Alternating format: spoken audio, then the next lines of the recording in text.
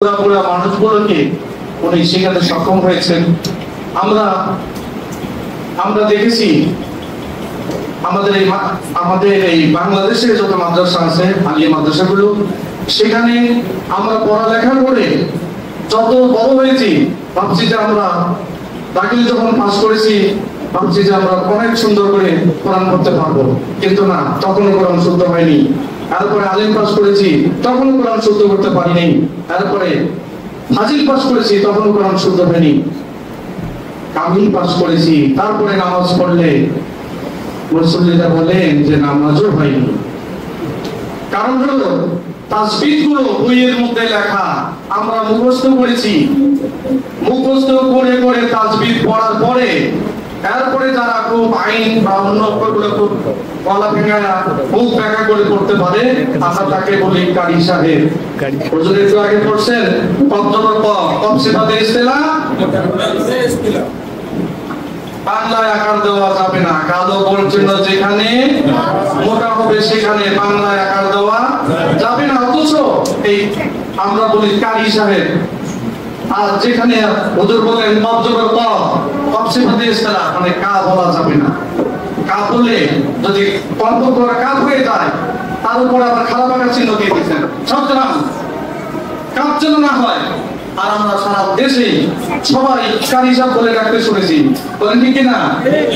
পরিমাণে শুদ্ধ পড়নেওয়ালা, পরিমাণে শুদ্ধ পড়নেওয়ালা, কারি মানে উল্টা পাল্টা করা, কারি মানে উল্টা পাল্টা করা। তাহলে আমরা কারি সাহেব বলে রাখি, যেহেতু আমাদের নামাজ পড়ার পরেও নামাজ হয় না, সে কারণে কারি বলা তো আসলেই যথার্থ হয়েছে। আমাদের সাইকুল কোরআন কারি মাওলানা রমজান আলী সাহেব শুধু তাসবিহ বইয়ে লেখেন নাই, শরবত বানিয়ে প্রত্যেকটা মানুষকে এই শরবত খাওয়াই দিয়েছেন, যার কারণে ওরা উঠতে বসতে যেখানে যে প্রশ্ন করা হয় সেখানেই তারা উত্তর দিতে পারে। যদি বলি মাদ্দে আসরি কাকে কয়, জবরে লামের বামে ইয়া সাকিন, এই পেশের বামে ওয়াও সাকিন, জবরে লামে খালি আলিফ, এই ছয়টি মাদকে মাদে আসরি বলা হয়, এই ছয়টি মাদকে মাদে আসরি বলা হয়, এই ছয়টি মাদকে মাদে আসরি বলা হয়। এরকম করে সুন্দর করে সরল বানিয়ে সারা বাংলাদেশের যারা না জানা মানুষ, কোরআন যারা জানে না, তাদেরকে উনি এই শরবতটা বিলাতে চান। এই জন্য সহযোগিতা চাচ্ছেন গোটা বাংলাদেশের আলেমদের কাছে। তাদের এটাতে এই প্রত্যেকটা মানুষকে কোরআন না জেনে যেন মানুষ কবরে না যায়, তার জন্য আলেমগণের কি ভূমিকা রাখা দরকার শীর্ষক সেমিনার আজকে। সেই সেমিনারে আমরা ওস্তাদগণের কাছ থেকে এটা শুনবো। আমরা একটা স্কুল দিচ্ছি, মাদ্রাসা করছি, সেটা সায়েন্স মডেল মাদ্রাসা। আসলে আমাদের, আমি শুধু সব মিলে প্রদর্শনী সহ 5 মিনিট সময় নিচ্ছি। আমরা এই যে চাঁদাবাজি দেখি, এই যে নানান অপকর্মের সাথে মানুষ জড়িত, এটার কারণ কি আমরা খুঁজে বের করেছেন। এটা কারণ হলো, আমাকে বলছেন সালাম সাহেব, এটার কারণ হলো আমরা যে সরকারি বেসরকারি প্রতিষ্ঠানগুলোতে প্রথমে ছাত্রকে ভর্তি করালাম, ভর্তি করার পরে কোন ক্লাসে ভর্তি করি, ওয়ানে ভর্তি করি, ওয়ানে ভর্তি করেই শিক্ষক আমার এই সোনামণিদেরকে, নিষ্পাপ সন্তানদেরকে মিথ্যা কথা শেখায়। তারা কি বলে, সরজতে অজগর, অজগরকে আসছে তেরে। সবচেয়ে মোটা সাপের নামই হলো অজগর, ও কখনো তেরে আসতে পারে না। এই সোনামণিদেরকে মিথ্যা দিয়ে শুরু করলেন। শরিয়াতে আম খেয়েছি, আতা চাই। এখন বাচ্চা, এখন এই আতার সিজন নয়, এখন বলছে যে আমরা পড়ে আছি, আম খেয়েছি, আতা চাই। আপু আতা যদি না আনেন তাহলে আমি কিন্তু মাদ্রাসায় যাব না। কত চেদিকতা শিখালেন। এরপরে এইভাবে করে যত ভিতরে ঢুকবো, তারপরে কি আছে, ব্যাগের ছাতা কি আছে না, পিতল ব্যাগের ছাতা, কিসের মাথা ওই লেখকও জানে না যে কি পড়াচ্ছি। এই জাতিকে পরিকল্পিত ভাবে এই সন্তানদেরকে, ছোট মনিদেরকে মিথ্যা শিখায় জ্ঞান শুরু করে বড় হলে তারপরে কোন চাকরি হয় না, এই বেটায় সন্ত্রাস হয়, এই বেটায় চাঁদাবাজি করে, এই বেটায় কাঙ্গালের মতো দোকানদারের কাছ থেকে টাকা নিয়ে ওই বাড়িওয়ালার পাশে গিয়ে বসে থাকে। এই জন্য আমরা সোনামণিদেরকে উনি বলছেন প্রত্যেকটা পড়ার পিছে কাজ থাকা চাই, প্রত্যেকটা পড়ার পিছে কাজ থাকা চাই। সরয় দিয়ে সবাই কও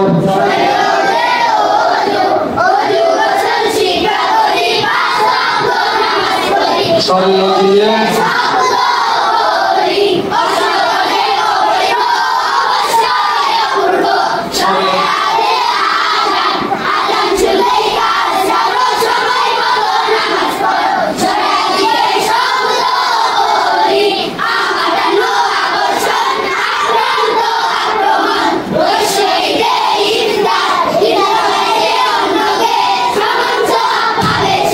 হুজুর বলছেন আমরা ক্যাসেট যেমন অন করে দেয় আমাদের বাচ্চাদেরকে এরকম করে পড়া শুরু করে দেবো, বইয়ের শুরু থেকে শেষ পৃষ্ঠা পর্যন্ত এইভাবে এরা হাফেজের মতো ক্যাসেট অন করে দিলে যেরকম হয় এইভাবে বলতেই থাকবে বলতেই থাকবে,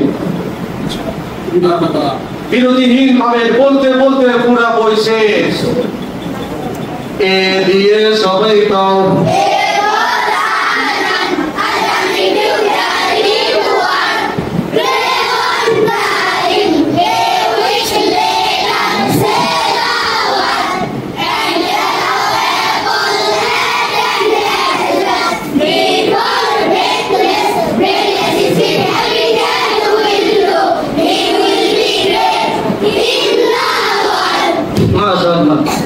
আমার ছাত্রদেরকে আমি মাশাআল্লাহ বলি না, ঠিক বলি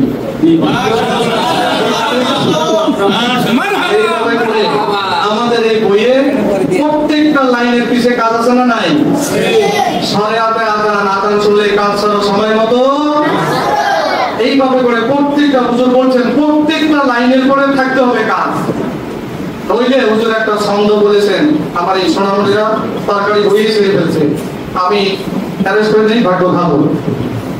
এদেরকে একটা ছন্দ হুজুর বলছিলেন যে বই শিক্ষা করলে নিজের মূল্য পাবে না, যে বই শিক্ষা করলে নিজের মূল্য পাবে না, বই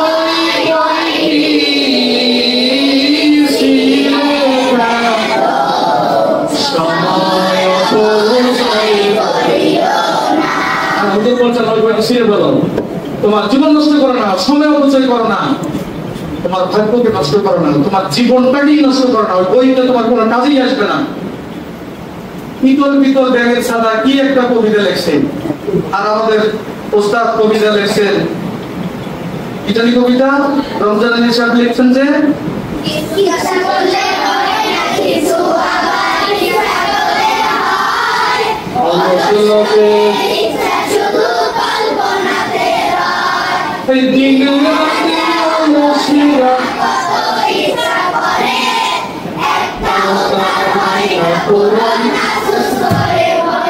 শুধু একটু দেখালাম, আন্তরিকভাবে দুঃখিত সময়টা অবশ্যই করার কারণে। আমি মোহতারাম মাওলানা আবু সাঈদ হুজুরকে 2 মিনিট কথা রাখার জন্য সবিনয় অনুরোধ করছি। পরিচালক নাহদাতুল উম্মাহ মডেল মাদ্রাসা আশুলিয়া।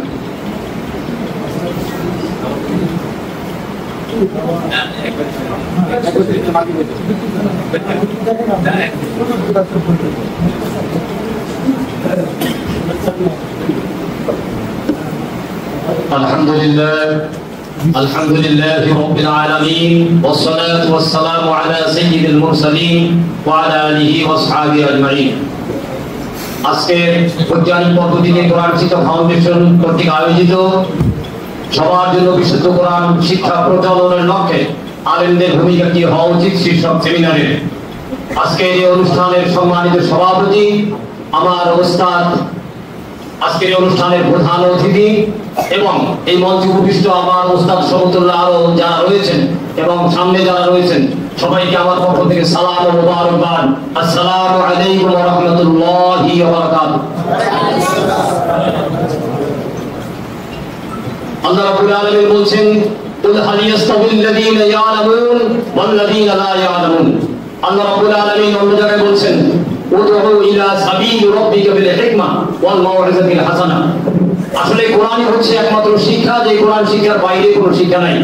যে ব্যক্তি কোরআন শেখার পরে মনে করে আমি সমাজের অপচয়, আমি সমাজের জন্য বেকার, আমি সমাজের জন্য বোঝা, তাহলে বুঝতে হবে তিনি আসলে পরিপূর্ণভাবে কোরআনটা শিখতে পারেননি। সম্মানিত উপস্থিতি, আজকের এই অনুষ্ঠানের যে মূল উদ্দেশ্য নিয়ে সেমিনার, সেই সেমিনারের মূল বক্তব্য অন্যান্য অতিথিবৃন্দ রাখবেন। আমি একটা কথা সবাইকে বলবো, কি আলেম নন, যিনি মুসলিম তাকে কোরআন শিখতে হবে। কোরআন শিক্ষা সবার জন্য বাধ্যতামূলক এবং এজ এ মুসলিম কোরআনকে বাধ্যতামূলক সহি শুদ্ধভাবে শেখা জরুরি। আল্লাহ রাব্বুল আলামিন বলছেন ইয়া আইয়ুহাল মুযাম্মিল কুমিল লাইলা ইল্লা কালিলান নিসফাহু আও ইনকুস মিনহু কালিলা আও জিদ আলাইহি ওয়া রাত্তিলিল কুরআনা তারতিলা। আমি আমার বক্তব্য দীর্ঘায়িত করব না, যেহেতু নামাজের সময় সব অন্যান্য কথা বলবেন, আমরা ধৈর্য ধারণ করে শুনবো। আল্লাহ তাআলা ইল্লা বিল্লাহ। আলহামদুলিল্লাহ, সংক্ষিপ্ত করার জন্য এই পর্যায়ে আমাদের সামনে আলোচনা নিয়ে আসছেন মাওলানা রফিকুল ইসলাম, সভাপতি বাংলাদেশ জামাতে ইসলামী ওলামা বিভাগ ইয়ারপুর ইউনিয়ন। ওনাকে সংক্ষিপ্ত করার জন্য সবাই অনুরোধ করছি।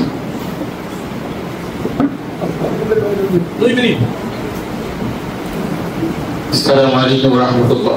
ওয়া আলাইকুম আসসালাম ওয়া রাহমাতুল্লাহ। বৈজ্ঞানিক পদ্ধতি কোরআন শিক্ষা কোরআন প্রসঙ্গতুল আয়োজিত আজকে কোরআন শীর্ষক সেমিনারের সম্মানিত সভাপতি, প্রধান অতিথি, অন্যান্য অতিথিবৃন্দ এবং আমার সামনে উপস্থিত কোরআন শিক্ষার ছাত্র এবং মহিলাবৃন্দ, সম্মান উপস্থিত, যেহেতু ঘোষণাকারী বলেছেন যে আসলে সময় 2 মিনিটের জন্য আমরা ভূমিকা গৃহীত করছি না, আমরা আমাদের আজকে প্রধান মেহমান এশিয়ার মহাদেশ অন্যতম শীর্ষস্থানীয় আলেমী আমাদের সকল শ্রোতা ওনার কাছ থেকে আমরা কথা শুনবো। আমি আমার সামনে যারা বসে আছেন, আগামী দিনে বর্তমান যে বাংলাদেশের প্রেক্ষাপট, এখানে 1 মিনিট কথা বলে শেষ করছি। কোরআন শিক্ষা নিয়ে আমাদের অন্যান্য আলোচনা কথা বলবেন। আমাদের যে আগামী দিনে বাংলাদেশের প্রেক্ষাপট দাবিতে যাচ্ছে, সেজন্য আমাদেরকে এখন থেকে মাঠের ময়দানে মানুষের কাছে কাজ করতে হবে। আমরা 24শে আগস্টের পরে এই দেশে যারা বর্তমানে ক্ষমতার ধারে কাছে যারা ভাবছিল, তারা দেশে এমন একটা নৈরাজ্য সৃষ্টি করছে, যার কারণে কিছু কিছু মানুষ বলছে আগেই তো ভালো ছিলাম, ঠিক না? এখন সম্মান উপস্থিতি, আজকে তাদের কারণে আগে তাদেরকে ভালো বলা হচ্ছে। সেজন্য আমরা যারা ইসলাম ধারক এবং বাহক, যারা আমরা দাঁড়িয়ে পড়ি, যারা আমরা ইসলামের কথা বলি, তারা যাতে মানুষের সামনে আমাদের ভালো বিষয়গুলো করেছে। আগামী দিনে যখন জাতীয় সংসদ নির্বাচন আসবে, সেই নির্বাচনে যাতে কোরআনের পার্লামেন্ট হয়, ইসলামের পার্লামেন্ট হয়, সে উদাহরণ আহ্বান রেখে আপনারা মাঠে ময়দানে সেই কাজ করবেন, এই আশা ব্যক্ত করে আপনাদেরকে আহ্বান জানিয়ে আমাকে এখানে কথা বলার জন্য সুযোগ দেওয়ার জন্য প্রতিপক্ষ ধন্যবাদ জানিয়ে আমি আমার বক্তব্য এখানে শেষ করছি। আসসালামু আলাইকুম ওয়া রাহমাতুল্লাহ।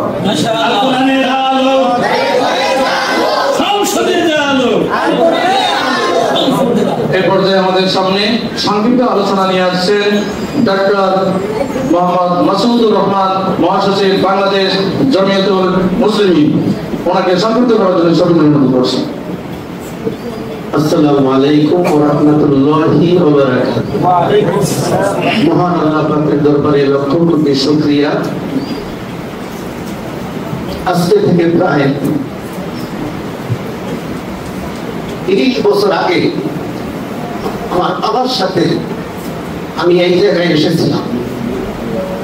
আমার আব্বা বর্তমানে যে বৈজ্ঞানিক পদ্ধতিতে শিক্ষা, কোরআন টিচিং বাই সায়েন্টিফিক মেথড, এই শিক্ষার জন্য বাংলাদেশের শেষ প্রান্ত বরগুনা জেলা থেকে তিনি তখন সরকারি চাকরি করতেন, এখানে এসেছিলেন এবং প্রায় 40 দিন এখানে অবস্থান করে বৈজ্ঞানিক পদ্ধতিতে কোরআন শিক্ষা শিখে উনি এলাকায় গিয়ে তার সাধ্য অনুযায়ী এলাকায় প্রত্যেকটা স্কুলে, মসজিদে, তার সাধ্য অনুযায়ী মাদ্রাসায় এই পদ্ধতির শিক্ষা দিয়েছেন। মহান আল্লাহর দরবারে লক্ষ কোটি শুকরিয়া। বিশ্বের ভিতরে অন্যতম শ্রেষ্ঠ একজন আলেমী দ্বীনের সাথে সঙ্গী হয়ে আজকে এই অনুষ্ঠানের বিশেষ অতিথি হিসাবে আসতে পেরেছি।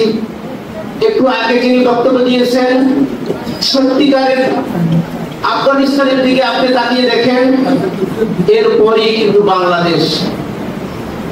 আমাদের শায়েখ বলেছেন আল্লাহ পাক জোড়ায় জোড়ায় তৈরি করেছেন। আফগানিস্তানের সাথে জোড়ার কথা আমাদের শায়েখ বাংলাদেশকে বলেছেন।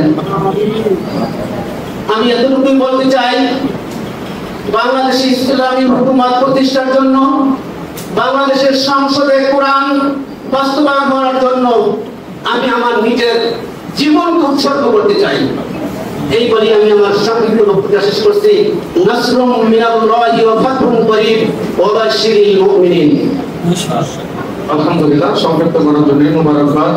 এই পর্যায়ে আমাদের সামনে আলোচনা নিয়ে আসছেন মোহতারাম মাওলানা Mosharraf Hossain, principal, Bangladesh international cadet Madrasa, Dhaka.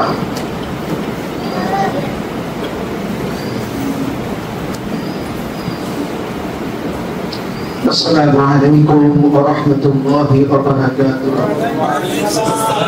الحمد لله والصلاة والسلام على رسول الله وبعد. আজকের দিনটি আমাদের জন্য ধন্য হয়েছে, আলহামদুলিল্লাহ। আমরা যে জীবনের এক প্রান্তে পৌঁছিয়ে গিয়েছি, ষাটের কোথায় পৌঁছিয়ে গিয়েছি, আমাদের জীবনের প্রত্যেকটা মুহূর্তের ব্যাপারে আল্লাহ তাআলা বিচার দিবসে প্রশ্নের সম্মুখীন করবেন আমাদের। আপনারা জানেন 5টি প্রশ্নের জবাব না দিয়ে আদম সন্তানেরা এক পাওয়ার সামনে বাড়াতে পারবে। তার মধ্যে আমাদের জীবনকালকে কোন পথে কাটিয়েছে একটি প্রশ্ন রয়েছে। সেই প্রশ্নের মধ্যে আজকের এই তারিখে বৈজ্ঞানিক পদ্ধতিতে কোরআন শিক্ষা ফাউন্ডেশন কর্তৃক আয়োজিত চমৎকার এই আয়োজনে আমরা যে কয়েক ঘন্টা সময় দিয়েছি, আমরা আকুতি জানাবো আল্লাহর কাছে, নিবেদন করবো আল্লাহর কাছে যে আল্লাহ তাআলা আজকের এই সময়দানকে কেন্দ্র করে আমাদের সকলকে তুমি নাজাতের ফয়সালা করে দিন। আমিন। Quran is the glorious testimony of the unity of the God. Inna hadal Quran yahdi lillati hiya aqwam. আলোচনা করা যাবে না, তার কারণ হলো হ্যাসাক লাইট দেখেছেন আপনারা? হ্যাসাক লাইটের পাশে যদি একটা প্রদীপ জ্বালানো হয় তাহলে সেই প্রদীপের আলো দেখা যায়? তো হ্যাসাক লাইট এখানে আছে, 5000 ভোল্টেজের এখানে লাইট জ্বালানো আছে, তার পাশে মোমবাতি জ্বালালে সেটা কোনো আলো দিতে পারে না। এই জন্য ইশারা বি কাফি না। আমরা আলোচনা শুনবো। তো কোরআনের দেশে শতকরা 92 জন আমরা বাংলাদেশের মুসলমান। দুঃখের বিষয় হলো 54 বছর আগে দেশ স্বাধীন হয়েছে, এর আগেও আরো 24 বছর পাকিস্তান ছিল। মুসলমানদের সংখ্যাধিকের এই দেশে কোরআনের আলো দ্বারা আমরা আলোকিত হতে পারি নাই। কথা ঠিক কিনা বলেন? কোরআন আছে শুধুমাত্র নামাজে, রোজায়, হজে, ওমরায়, জিকিরে, তালকিনে, আওবিনে, নফল নামাজে, নফল ইবাদতে, তরিকায়, তাবলীগে, সব জায়গায় কোরআন আছে, কিন্তু জীবনের সবচেয়ে সিংহভাগ জায়গায় কোরআন নাই। তার মূল কারণ হলো কোরআন থেকে আমাদের দেশের মানুষ হাজার হাজার মাইল দূরে। বাংলাদেশে একবার পরিসংখ্যান হয়েছিল, জাস্টিস আব্দুল রউফ সাহেব যিনি মৃত্যুবরণ করেছেন, ইসলামী চিন্তাবিদ একজন ব্যক্তি, এই বছরখানেক আগে তিনি চলে গেলেন আমাদের মাঝ থেকে। তার একটি সংস্থা দ্বারা জরিপ করে তিনি দেখিয়েছিলেন যে বাংলাদেশের 93% মুসলমানদেরকে তিনি জরিপ করে বিভিন্ন অঞ্চল থেকে তিনি দেখিয়েছিলেন যে মাত্র 6% মুসলমানেরা কোরআন রিডিং করতে পারে। কয় পার্সেন্ট বলে? 6%। এখন হয়তো শিক্ষার হার বেড়েছে, এই জন্য 7, 8, 9, 10% হতে পারে। আমার মনে হয় 10%-এর উপরে যাবে না। তো এই জন্য বৈজ্ঞানিক পদ্ধতিতে কোরআন শিক্ষার এই যে মেথড, এই যে কর্মকৌশল, এই যে পদ্ধতি, থিওরি যিনি আবিষ্কার করেছেন, তিনি আমার অত্যন্ত কাছের বড় ভাই, যার বড় ছেলে একসময় আমার মাদ্রাসায় পড়তো, এখানে আছে, ওই জন্য গেল। তো তারপর নিয়ে আছে, পরে আলাঝারে গিয়েছিল, পড়ালেখা করেছে। আমি আজ থেকে প্রায় 1.5 যুগ আগে মিরপুরে একটা অডিটোরিয়ামে ওনার আহ্বানে মেহমান হিসেবে এসেছিলাম। সেখানে খতিব ওবায়দুল হক সাহেব ছিলেন প্রধান অতিথি, ডক্টর শমসের আলী সাহেব ছিলেন, আমিও একজন আলোচক ছিলাম। আল্লাহ তাআলা আমাদের জন্য এই বিদগ্ধ আলেমের দ্বীন গবেষক কারি রমজান আলী সাহেবকে এই বাংলাদেশ নয় গোটা পৃথিবীর মুসলমানদের জন্য এক নিয়ামত নিয়ামতপূর্ণ একজন ব্যক্তি হিসেবে আল্লাহ তাআলা দান করেছেন। আল্লাহ তাআলার কাছে ওনার দীর্ঘ আয়ু কামনা করছি, সকলে বলুন আমিন। আল্লাহ তাআলা যেন ওনাকে আরো অনেক আয়ু দিয়ে, সুস্থতার মধ্য দিয়ে গোটা বাংলাদেশের 99% মুসলমানদের ম্যাক্সিমাম মানুষের মাঝে এই পদ্ধতিতে গার্মেন্টস শ্রমিক, কৃষক, কামার কুমার সর্বস্তরের মানুষের কাছে যেন এই কোরআনের এই পদ্ধতিতে সহজতরভাবে কোরআন রিডিং করতে শেখে, কোরআন রিডিং করতে শিখতে শিখতে যেন কোরআনের আলো দিয়ে গোটা দেশ ও জাতি আলোকিত হতে পারি। আল্লাহ তাআলা আমাদের সেই তৌফিক দান করুন। হাদা মা ইনদি ওয়া লিল মুমিনিনা আলাইহি তাওয়াক্কালতু ওয়া ইলাইহি উনীব। আসসালামু আলাইকুম ওয়া রাহমাতুল্লাহ। আসলে সংক্ষিপ্ত কথাটা বলার একটা লজ্জাকর ব্যাপার, তারপরেও যেহেতু সময়ের অভাবে আমরা বলতে বাধ্য হচ্ছি। এই পর্যায়ে আমাদের সামনে আলোচনা নিয়ে আসছেন আজকের অনুষ্ঠানের বিশেষ আকর্ষণ, বিশেষ অতিথি, দেশ ধর্ম আলেম মাওলানা মুফতি মামুন হোসেন হাবিবি, প্রতিষ্ঠাতা পরিচালক উম্মুল-কোরআন মডেল মাদ্রাসা আশুলিয়া, ঢাকা। السلام عليكم ورحمة الله. أعوذ بالله من الشيطان الرجيم. لهم قلوب لا يفقهون بها ولهم أعين لا يبصرون بها ولهم آذان لا يسمعون بها أولئك كالأنعام بل هم أضل. সম্মানিত আজকের প্রোগ্রামের সভাপতি, সম্মানিত প্রধান অতিথি, বিশেষ অতিথিবৃন্দ উপস্থিত, সম্বোধন করার সুযোগ পেয়ে আমি তো এখানে কথা বলবার জন্য বলা, এখানে আমার কথা শুনবো ইনশাআল্লাহ। আল্লাহ পাক রব্বুল ইজ্জত যে কথা বলেছেন, যাদের কান আছে শোনে না, চোখ আছে দেখে না, অন্তর আছে বুঝে না, এদেরকে আল্লাহ পাক মানুষ বলেনি। এই তিনটা দিয়ে, চোখ দিয়ে, কান দিয়ে, তারপরে কলম দিয়ে মানুষ জ্ঞান অর্জন করে। তার মানে যার ভিতরে জ্ঞান নেই সে আর মানুষ না। আর আজকে সবটা আয়োজন জ্ঞানকে কেন্দ্র করে। জ্ঞানের মূল জায়গা হচ্ছে কোরআন। যার ভিতরে কোরআনের জ্ঞান নেই, ডক্টর মোহাম্মদ শহীদুল্লাহ তাকে মূর্খ বলে।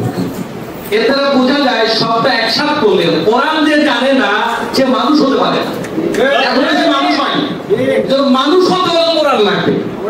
আর আজকে আমরা যে পদ্ধতি দেখেছি কোনো অপেক্ষা রাখে না, যেটা প্র্যাকটিক্যাল দেখেছি সেটা বলে ব্যাখ্যা করার কোনো প্রয়োজন নেই।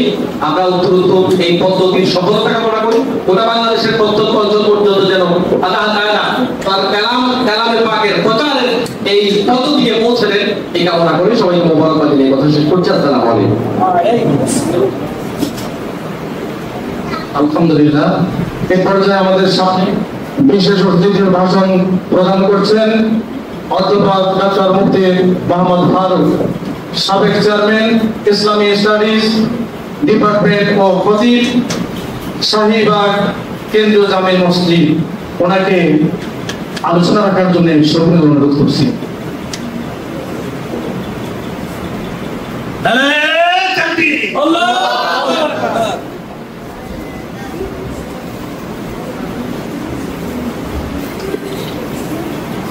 نحمده ونصلي على رسوله الكريم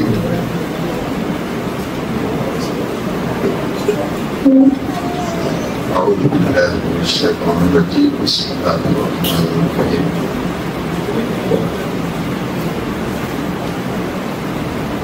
এই সেমিনারে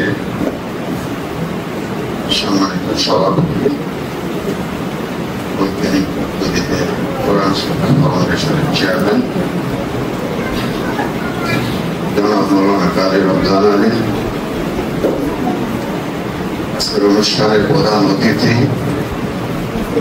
মুফতি কাজী ইব্রাহিম, সম্মানিত বিশেষ অতিথিবৃন্দ, ওলামায়ে কেরাম, প্রশিক্ষকবৃন্দ, প্রশিক্ষিকাবৃন্দ, আসসালামু আলাইকুম ওয়া রাহমাতুল্লাহি ওয়া বারাকাতুহু। আপনারা কেমন আছেন? শুনতে শুনতে খুব খারাপ লাগতেছে নাকি? সময়টা কম, আর আমি খুব ভালো বলতে জানি না, আপনারা সবাই জানেন। আমি যদি আপনাকে জিজ্ঞাসা করি যে what is the purpose of your life, আপনার আমার জীবনের উদ্দেশ্য কি? যে আমার হাতে একটা মাইক্রোফোন আছে, এটা যদি ঠিক মতো আওয়াজ না দেয় তাহলে আমরা কি করি?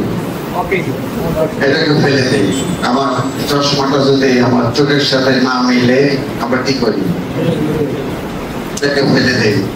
ঠিক যে জন্য আল্লাহ মানুষ সৃষ্টি করেছেন সেই কাজ যদি না করা হয় তাহলে জাহান্নাম নামক ডাস্টবিনে ফেলে দেবে। আপনাকে বুঝতে হবে এই যে কোরআন শিক্ষা আলেমদের ভূমিকা। আমার এখানে অনেকগুলো প্রশ্ন, সেমিনার তো আসলে হুজুর করছেন, সেমিনারে আমাকে জিজ্ঞাসা করলে সেমিনারে তো অন্যরকম হয়তো, সেমিনারের অবস্থা এরকম না।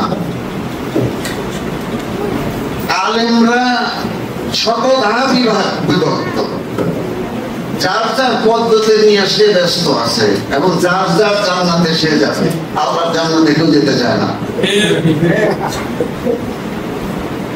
কোরআন শরীফ সহি করে পড়া এটা কি ফরজ না সুন্নাত না ওয়াজিব? ফরজ, মনে করে রাখেন। দিন কায়েম করা এটা কি ফরজ না সুন্নাত না ওয়াজিব? বুঝলেন? কোরআন হাকিমে আল্লাহ তাআলা বলছেন সূরা নিসা 31 নম্বর আয়াত, ইন তাজতানিবু কাবায়রা মা তুনহাউনা আনহু নুকাফির আনকুম সাইয়্যাতিকুম ওয়া নুদখিলকুম মুদখালান কারীমা। যদি তোমরা আমার ফরজগুলো পালন করো, মানে কবিরা গুনাহ থেকে দূরে থাকো যা আমি নিষেধ করেছি, নুকাফির আনকুম সাইয়্যাতিকুম, বাকি সমস্ত গুনাহ খাতা আমি মাফ করে দেব। কার কথা? ওয়া নুদখিলকুম মুদখালান কারীমা, আমরা তোমাদেরকে সম্মানিত স্থান জান্নাতে প্রবেশ করাবো। আপনি আলটিমেটলি যাই পড়েন, যাই শিখেন, কেউ মুহাদ্দিস, কেউ মুফতি, কেউ ডক্টরেট, কেউ প্রিন্সিপাল, আসল উদ্দেশ্য তো বেহেশতে যাওয়া, তাই নয়? আল্লামা শামসুদ্দিন জাহাবী রহমাতুল্লাহ আলাইহি বলছেন 71টা ফরজ আছে, ফরজ না করলেই কবিরা গুনাহ। তার মধ্যে মনে করেন মিথ্যা বলা কবিরা গুনাহ না সওয়াব? আমাদের খেয়াল করা, ওয়াদা খেলাফ করা, এই 3 কাজ করলে তো মুসলমান থেকেই মানুষ মুনাফিক হয়ে যায়। তারপরে গীবত করা, জিনা করা, ব্যভিচার করা, চুরি করা, ডাকাতি করা ইত্যাদি ইত্যাদি 71টা কবিরা গুনাহ আছে। আগে সকলের জন্য ফরজ হলো, আল্লাহ তাআলার ফরজগুলোকে সবাই জানেন, ওলামারাও সবাই জানেন, মনে কিছু করেন না। কারণ আমরা নিজেরা এত ভুল করতেছি, আমরা মানুষকে কি শিক্ষা দেব? আমাদেরকে ওলামা মানুষ কইতে পারে, কিন্তু আল্লাহর দৃষ্টিতে আমরা ওয়ারাসাতুল আম্বিয়া বলতে পারি নাই, কারণ সেই কোয়ালিটি, সেই গুণ আমাদের মধ্যে আসেনি এখন। এরপরে চেয়ারম্যান সাহেবকে বলবো যে আপনি ওলামাদের আশা করেন না, আপনি প্রশিক্ষক তৈরি করেন প্রত্যেকটা ডিস্ট্রিক্টে, প্রত্যেকটা জেলায়, থানা, গ্রাম লেভেলে প্রশিক্ষক সৃষ্টি করে ওই প্রশিক্ষকরা ওই এলাকার বড় আলেমদেরকে দাওয়াত দিবেন, দাওয়াত দিয়ে খাওয়াই দিবেন আর কিছু হাদিয়া তোফা দিবেন, যেন অন্তত বিরোধিতা না করে, তাইলে ইনশাআল্লাহ ঘরে ঘরে কোরআন পৌঁছে যাবে। আমি কি বুঝাতে পারছি? বাংলাদেশে অবনতির কারণ অনেকগুলো আছে, আমি সময় নেব না। আহকামের আয়াত কয়টা হুজুর বলতে পারেন? নামাজ, রোজা, হজ, যাকাত, বিয়ে, তালাক এই সংক্রান্ত আয়াত 600 কোরআনে মজিদে। আর সায়েন্স এন্ড টেকনোলজির আয়াত হলো 1000। নামাজ, রোজা, হজ, যাকাত, বিয়ে, তালাক ইত্যাদি আহকামের আয়াত হলো 600। আর সায়েন্স এন্ড টেকনোলজির আয়াত হলো 1000। আজকে এক ইরান গোটা কুফরের বিরুদ্ধে লড়াই করতেছে, আপনি বুঝতে পারতেছেন না? আর আমরা নিজেদের মধ্যে মারামারি করতেছি আর চোট্টামি করতেছি। আপনি বুঝতে পারতেছেন দুনিয়া কোন দিকে? ওই ইহুদি রাষ্ট্র ইসরায়েল সমস্ত পৃথিবীকে তছনছ করতে, মুসলমানদেরকে হত্যা করতে 20 মিনিটও সময় নেবে না। আপনার সায়েন্স টেকনোলজি কোথায়? আহকামের আয়াতের 6 লক্ষ মাদ্রাসা আছে, সায়েন্স এন্ড টেকনোলজি একটা মাত্র সময় আপনি যদি দাওরায়ে হাদিস করার পরে 2 বছর ভোকেশনাল ট্রেনিং দিয়া তাদেরকে যদি দেশের বাইরে পাঠান, তারা দক্ষ শ্রমিক হয়ে কোটি কোটি টাকা নিয়ে দেশে আসবে। তখন ফকিরের হাত থাকবে না, তখন ধনীর হাত হবে না। আমরা চলতে জানি না, চালাইতেও জানি না, নিজেদেরকে আলেম হিসেবে দাবি করে বসে আছি।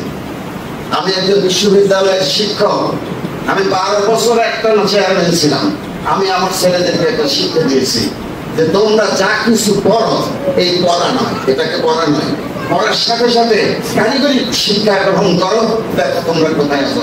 আজকে আমার এই দৃষ্টিতে আমারই হাজার হাজার ছাত্র মিলিয়ে কাজ করে, তারা এবং কোটি কোটি টাকা তাদের ইনকাম করে। টাকার জন্য বসে থাকে মানুষ। মাওলানা কারি রমজান আলী সাহেব যে পদ্ধতি আপনাদেরকে নর্মাল একটা জিনিস শিখাই দিয়েছেন, যদি তাকে অনুসরণ করেন তাইলেও আপনি গরিব থাকবেন না। আপনারা মানতে উস্তাদ মানতে চেষ্টা করেন। আমি কথা বাড়াবো না, আমার জন্য দোয়া করবেন সবাই। আমিও দোয়া করতে চাই প্রতিষ্ঠানের জন্য। প্রায় 40 বছর পর্যন্ত এখানে কারি রমজান আলী সাহেব বিভিন্ন সময় জিজ্ঞাসা করেন, কিন্তু আমি সবসময় সব কথার উত্তর নিজেও জানি না। যতটুকু সম্ভাবনা খেয়াল করতে চেষ্টা করি। আল্লাহ পাক আমাদের সকলকে আমল করার তৌফিক দান করুন।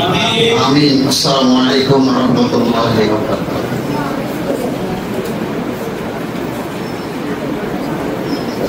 এই পর্যায়ে আমাদের সামনে যার জন্য আমরা অধীর নয়নে চেয়ে আছি, আমার প্রাণ প্রিয় উস্তাদ, গোটা বিশ্বের মানুষের রুহের রুহানি যিনি রুহানিয়াতির উস্তাদুল আসাতিজা হযরতুল আল্লাহ হযরত মাওলানা মুফতি কাজী ইব্রাহিম হুজুরকে অনুরোধ করছি আমাদেরকে এমন নসিহত করবেন, আমরা যাতে করে গোটা বাংলাদেশের যারা কোরআন জানে না সেই মানুষগুলোকে কোরআনের ছায়াতলে আনতে পারি এবং তাদেরকে কোরআন নামক এই পানি দিয়ে, কোরআন নামক এই পিপাসার পানি দিয়ে আমরা যেন গোটা দেশকে শান্তি দিতে পারি, সেই কামনা করি। আমি এই পর্যায়ে আপনাদের সামনে আলোচনা রাখার জন্য সবিনয় অনুরোধ করছি মুফতি Kazi Ibrahim, chairman peace international school Dhaka, প্রধান মুহাদ্দিস জামিয়া কাসিমা কামিল মাদ্রাসা নরসিংদী। ওস্তাদকে অনুরোধ করছি আমাদেরকে নসিহত পেশ করার জন্য।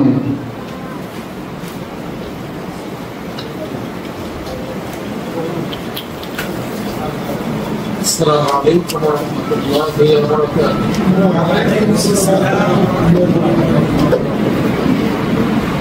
الحمد لله رب العالمين، والصلاة والسلام على سيد المرسلين وعلى آله وصحبه أجمعين، أما بعد.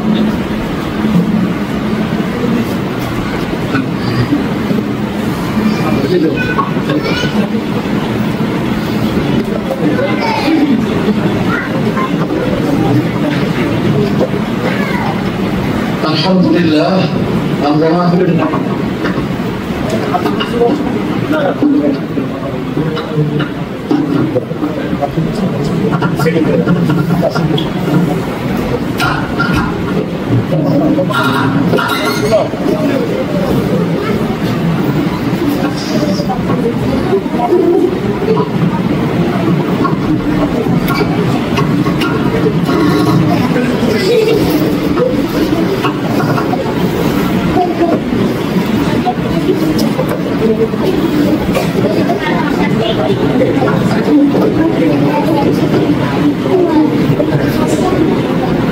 Alhamdulillah, wassalatu wassalamu ala rasulillah.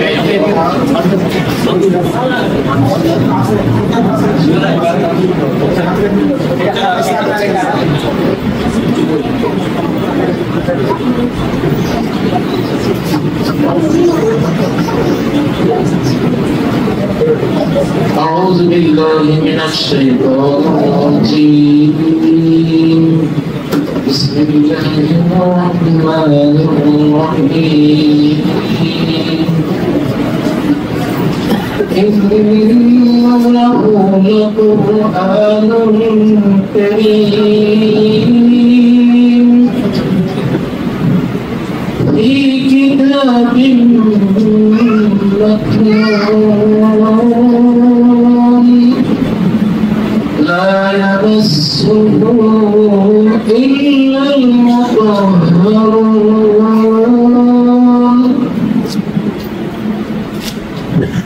আজকের এই কোরআনী মিলন মেলা আল কোরআনের আলোয়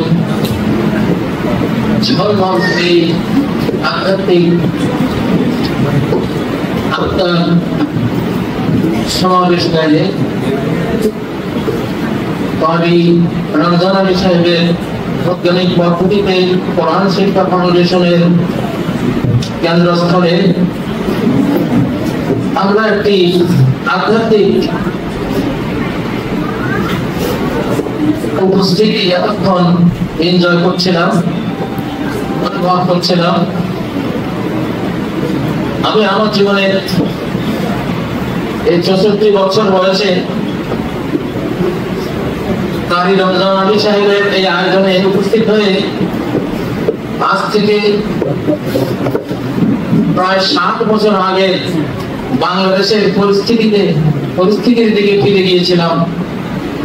তখনকার বিদ্যালয়ের মাদ্রাসা মক্তবে যে পড়ালেখা ছিল, যে ছন্দময় কাব্যিক রস ছিল, যে সাহিত্যিক উপস্থিতি ছিল, যে প্রাণের উচ্ছলতা, প্রাণের অবিরমণ ছিল, তার এই মজলিসে বসে সে হারিয়ে যাওয়া দিনগুলো মনে মনে ভাবছিলাম, স্মৃতির পাতল তলে তলিয়ে গিয়ে। আসলে আমি প্রায় আধ্যাত্মিকতার কথা বলি। আধ্যাত্মিক মানে আত্মিক। মানুষের চেয়ে 3টা অস্তিত্ব, দেহ, আত্মা, বিবেক। পৃথিবীর কোন বইতে 3টি অস্তিত্বের ভারসাম্যপূর্ণ ব্যালেন্স ফুড পৃথিবীর কোন সাহিত্যে নেই, কোন বইতে নেই, কোন গ্রন্থে নেই, একমাত্র কোরআনেই আছে।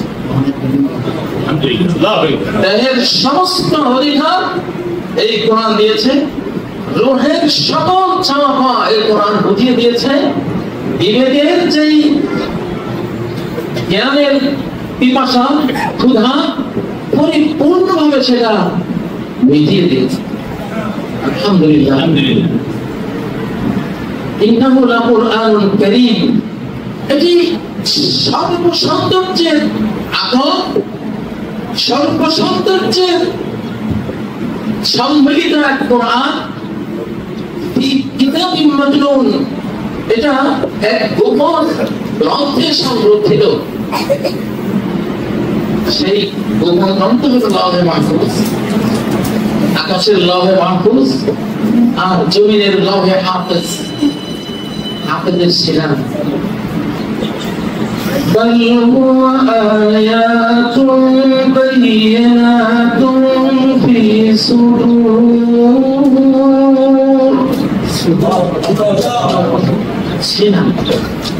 সিনার মধ্যে এটা লৌহে হাফেজ। আর আসমানে যেটা সেটা হলো লৌহে মাহফুজ। এই 2 জায়গাতেই মূলত কোরআন সংরক্ষিত। কোরআন কোনো হার্ড কপি নাযিল হয়নি, লিখিত কপি নাযিল হয়নি। তাওরাত, জাবুর, ইনজিল, সহিফা ইব্রাহিম, সহিফা মুসা সব হার্ড কপি নাযিল হয়েছে, পাথরে লিখিত নাযিল হয়েছে। একমাত্র গ্রন্থ আল কোরআন সফট কপি নাযিল হয়েছে, ইলেকট্রনিক কপি নাযিল হয়েছে, নূরানি কপি নাযিল হয়েছে। হার্ড কপি নয়, হার্ড কপি, হৃদয় কপি নাযিল হয়েছে।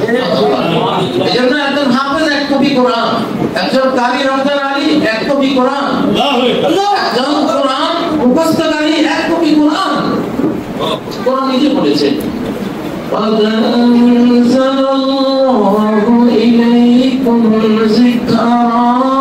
আল্লাহ আমাদের প্রতি কোরআন নাযিল করেছেন, জিকির নাযিল করেছেন। সেই জিকির, সেই কোরআনটা কি? রাসূল নিজে। সূরা তালাকের 10-11 নম্বর আয়াত খুলে দেখেন, কোরআন জিকির নাযিল করেছেন, জিকিরটাকে রাসূল আর রাসূল নিজে। আল্লাহু আকবার। তো রাসূলের ওয়ারিসরাও কোরআনের একটা সফট কপি, হার্ড কপি, নুরানি কপি। সুবহানাল্লাহ। তো আলহামদুলিল্লাহ, কোরআন তো আধ্যাত্মিক জিনিস, রূহাম মিন আমরিনা। সূরা 52 নম্বর আয়াতে কোরআনকে আল্লাহ বলেছেন, ওয়া কাযালিকা আওহাইনা ইলাইকা রূহাম মিন আমরিনা। আমার নির্দেশ সম্পর্কিত একটি রূহ, একটি আত্মা তোমার কাছে প্রেরণ করেছি। কোরআন তো জীবন্ত কিতাব। এই জন্য যত বড় হাফেজ হোক না কেন, এক সপ্তাহ না পড়লে কোরআন গোলমেলে হয়ে যায়। একটু চিন্তিত, সে প্রচন্ড অভিমানী মেহমান, আপনি না পড়বেন চলে যাবেন। আমি আজকে আমি প্রতিদিন 5 পারা, 4.5, 6 পারা এগুলো করতে হয়, 7 দিনে কত করি সেজন্য। আজকে এখানে গাড়িতে নেমে, আমি গাড়িতে নেমে যেখানে থেমেছিলাম বাসার সামনে, মাদের যে আয়াতটিতে আমি থেমেছিলাম, আমার কাছে খুব অলৌকিক মনে হলো। আয়াতটি হলো, আল্লাযী আহাল্লানা দারাল মুকামাতি মিন ফাদলি, যে আল্লাহ আমাদেরকে, জান্নাতীদের বক্তব্য, যে আল্লাহ আমাদেরকে চিরস্থায়ী বসবাসের এই জান্নাতে প্রবেশ করিয়েছেন। লা ইয়ামাসসুনা ফিহা নাসাবুন ওয়া লা ইয়ামাসসুনা ফিহা লুগুব। এই জান্নাতে কোন ক্লান্তি, কোন শান্তি আমাদেরকে কখনো গ্রাস করবে না। এই আয়াতটি আমি যখন পড়া শেষ করলাম, তখন যারা স্বাগত জানাবার তো ওরা কি আমাকে স্বাগত জানাচ্ছেন, আমি আর সামনে আর করতে পারিনি। তখন আমার মনে হলো, ঠিক ইমাম ইবনে তাইমিয়া রাহিমাহুল্লাহ, তিনি সর্বশেষ জেলে যখন ছিলেন 84 বার খতম দিয়েছিলেন কোরআন। তো যে আয়াত পড়ে তার জীবনটা চলে গিয়েছিল, রূহটা উড়ে গিয়েছিল আল্লাহর দিকে। ইন্নাল মুত্তাকিনা ফি জান্নাতিন ওয়া নাহার ফি মাকআদি সিদকিন ইনদা মালিকিন মুকতাদির। যে মুত্তাকিরা জান্নাতে আর জান্নাতে থাকবে এক বাস্তব সত্য আসনে সর্বশক্তিমান মালিকের কাছে। এই আয়াতটি পড়ে ওনার জানটা গেছে। আমার মনে হলো যে এখানে মনে হয় জান্নাতীরা আছে। আলহামদুলিল্লাহ, আয়াতটা পড়ে আজকে পড়াটা আমার শেষ হলো। এটা আব্দুল আলী সাহেবের জন্য সুসংবাদ। আসলে সাহিত্য ছাড়া কেউ কোরআন বোঝে না। এই যে ছন্দ, এই ছন্দগুলো শুনে আমার অনেক কিছু মনে হয়। আমি কতটা সাহিত্য চর্চা করতাম। আমার নোয়াখালী ইসলামী আলিয়া মাদ্রাসার 700 থেকে 1000 ছাত্রকে একদিকে বসাতাম, আর আমি একা কবিতা বস হবে। কবিতা বস তখন উর্দুতে নিয়ম ছিল, একটা ছন্দ বললে ছন্দের শেষ অক্ষর যেটা হবে, শেষ অক্ষর যদি ইয়া হয়, আমার প্রতিপক্ষ ইয়া দিয়ে প্রথম অক্ষরের কবিতা শুরু করতে হবে। ঠিক প্রতিযোগিতা ছিল, কিন্তু আমার সাথে পারতো না, গোটা মাদ্রাসা মিলে কত হাজার হাজার ছন্দ মুখস্থ আছে। এখন আমরা তো ছন্দ ছাড়া শিশুরা কি আর শিখতে পারে না। মানুষের রূপটা একটা আবেগী, কোরআন একটা রূপ, ওহির একটা রূপ। ওহিকে বলছেন ইউকের রূহ মিন আমরি, সূরা নাহলের 2 নম্বর আয়াত। আল্লাহ তার নির্দেশ সম্বলিত যে আত্মা, রূহ, এক একটা ওহির, এক একটা বাণী, একটা রূপ, এটা তার মনোনীত বান্দাদের কাছে প্রেরণ করে। এই ওহির বার্তা যিনি নিয়ে এসেছেন জিবরাইল, তার নাম নাযালা বিহির রূহুল আমিন। এক বিশ্বস্ত আত্মা এই কোরআন নিয়ে এসেছে। সুবহানাল্লাহ। আর মানুষের ভিতরে যে আল্লাহ প্রেমিক অস্তিত্বটা আল্লাহ ঢুকে দিয়েছেন, সেটার নাম রূহ। ও নাফাতু ফীহি মির রূহি, আমার সৃষ্ট রূহ আমি আদমের মধ্যে ঢুকে দিয়েছি। তো আল আরওয়াহ জুনুদুন মুজান্নাদা, রূহগুলি হলো সুশিক্ষিত সেনাবাহিনী আমার তার আগামী নারী তারা এই সৈন্য তার ইউনিফর্মে তার মতো সৈন্য দেখে সে তার সাথে গিয়ে গেলে বাংলাদেশের ইউনিফর্মধারী কোন সৈন্য যদি বিদেশে গিয়া ওই সেই ইউনিফর্মের সৈন্য দেখে সে তার সাথে মিলবে না, নাকি ভারতীয় ইউনিফর্ম দেখলে নিয়ে মিলবে নাকি অন্য কোনো কি?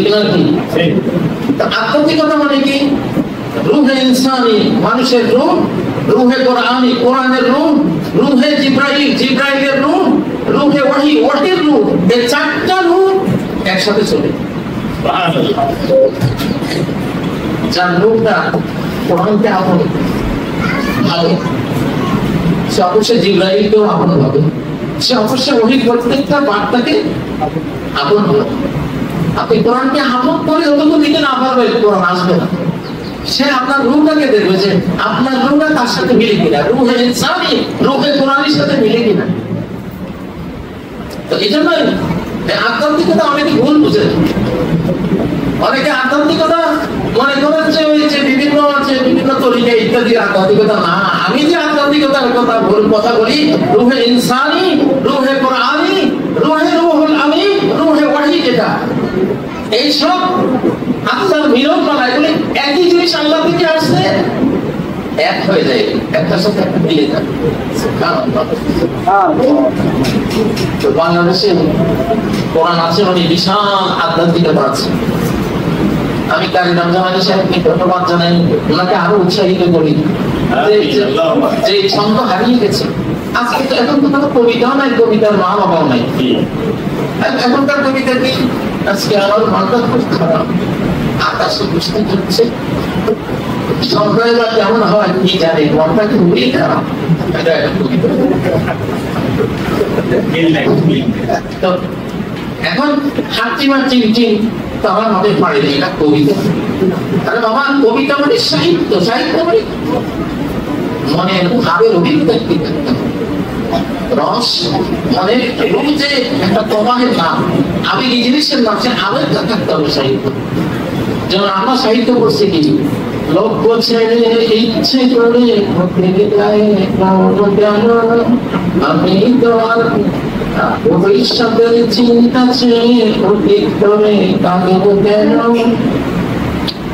অবাক হয়ে বুলবুলিদের বিলাপ কথা সঙ্গ কেন, আমি তো আর পুষ্প নই চুপ করিয়া থাকব কেন, দিল থেকে কত কথা আসর করে অন্ত করে, পাতা নেই থাকলেও তার পাতা বিহীন হতে পারে, বিভক্তদের অর্শনাদি ঘরে কেন আঞ্চ ভীতি, শত্রু দলের ফুৎকারে আর নিভিবে না রবের জ্যোতি। আমরা তো এই সাহিত্য করেছি, তো সেটাকে হারিয়ে গেছি। হারিয়ে গিয়ে আমাদের শিশুরা আবেগ হারিয়ে ফেলেছে, সেটার প্রতি আকর্ষণ নেই। ওনার কয়েকটা ছন্দ আমি শুনলাম, আমি ধন্যবাদ দিই। আপনি ছন্দে ছন্দে আমার অতীতটাকে ফেরত আনেন। আমরা ফাঁসিতে পড়ছি, যেমন अहले पाए तू जाने हर सवाल मुश्किल से तू हल शाद बेटी लपा। वही उस्ताद, তোমার সাক্ষাৎই আমার সকল প্রশ্নের জবাব। তোমার সম্মুখে যখন আমি হাজিরা দেই, আমার সকল অজানা প্রশ্নের জবাব তোমার শুধু সাক্ষাতেই আমার হৃদয়ে চলে আসে। আমাকে এগুলি পড়া মানুষ, এই যে কালিমা বলকশা এবং হালিমা আপদে পড়ছে, হ্যাঁ সুবহানাল্লাহ। सारे जहां की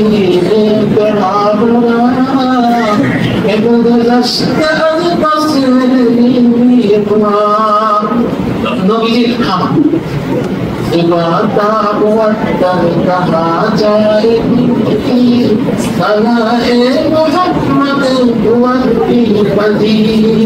এই মুখে রসনা জিহ্বা যতকাল থাকবে, মুহাম্মদের প্রশংসা হৃদয়গ্রাহী রূপে ততকাল আমার এই রচনায় বাঁচতে থাকবে। তো এই সাহিত্যগুলো পড়ার কারণে তো আমরা কোরআন পড়েছি, আল্লাহকে পেয়েছি, আমরা বাংলা পড়েছি, আল্লাহকে পেয়েছি, আমরা ইকবালের কবিতা পড়েছি, আল্লাহকে পেয়েছি, আমরা ফার্সি পড়েছি, মসনবী, রুমি, আমরা আল্লাহকে পেয়েছি।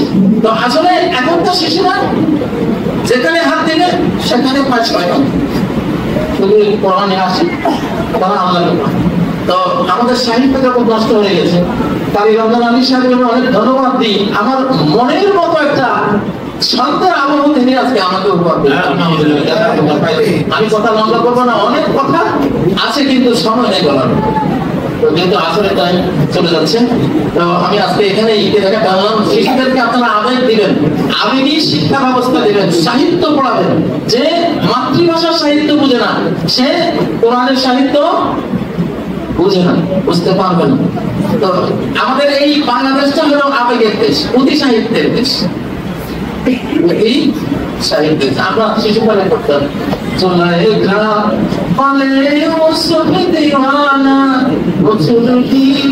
আগুন দিলে জ্বলে না, আমাদেরকে বুঝে গেছে। ইউসুফ ছিল প্রচুর বীরের মতো একটা স্ট্রং চরিত্রের ছেলে, ও যতই ওকে অপবাদ দিয়েছে এটা জ্বলে নাই। ইউসুফকে সে তার পড়াশোনা দিয়ে জ্বালাইতে পারে। এটা আমাদের মা বাবারা কত আর কান্ত আঁকে দেখতাম বুড়া বুড়ি আসে। তো সেই সাহিত্যের দেশটা, আবেগের দেশটা আজকে পশ্চিমা সংস্কৃতির সাইডের আবর্জনাময় সংস্কৃতিগুলি এসে ধ্বংস করে ফেলেছে। তো এটা থেকে উদ্ধার পেতে হলে আমাদেরকে একটা ছন্দময়, আবেগময়, কাব্যময় একটা শিক্ষা ব্যবস্থা শিশুদেরকে উপহার দিতে হবে ইনশাআল্লাহ। আল্লাহ তাআলা তৌফিক দিন। সুবহানাল্লাহি ওয়া বিহামদিহি, আশহাদু আল লা ইলাহা ইল্লা আনতা, আস্তাগফিরুকা ওয়া আতুবু ইলাইক। আসসালামু আলাইকুম ওয়া রাহমাতুল্লাহি ওয়া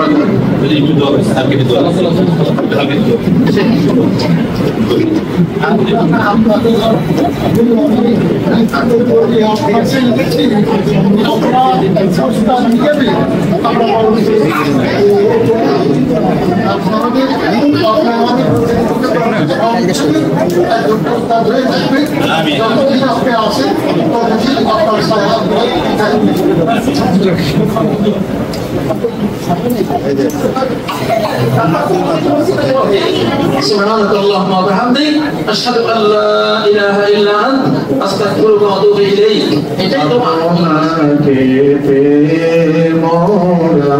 যত খুশি হয়েছি